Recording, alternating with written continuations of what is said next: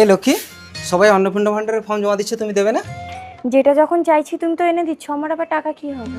আরে তবু মাসে 3,000 টাকা করে এলে সবসময় তোমাকে আমার কাছে হাত পাততে হবে না। সংসারটা নষ্ট হয়ে যাবে কিন্তু, বলে দিচ্ছি।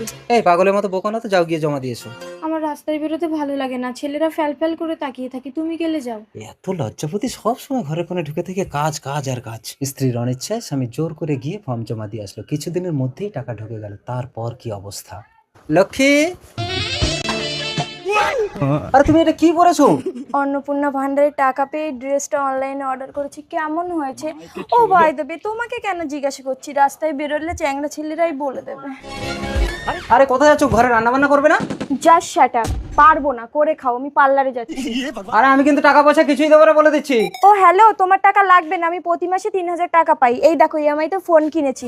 আর হ্যাঁ, রাতে একটু ক্লাবে যাবো, ফিরতে লেট হবে, তুমি রান্না করে খেয়ে শুয়ে পড়বে। হ্যালো মন্টু। দেখেছেন তো, সামান্য 3,000 টাকার জন্য আমার 30,000 টাকার চাকরি গেল। এই জন্য বলে এদের হাতে টাকা দিতে নেই, যখন যেটা প্রয়োজন সেটা এনে দিলেই ভালো।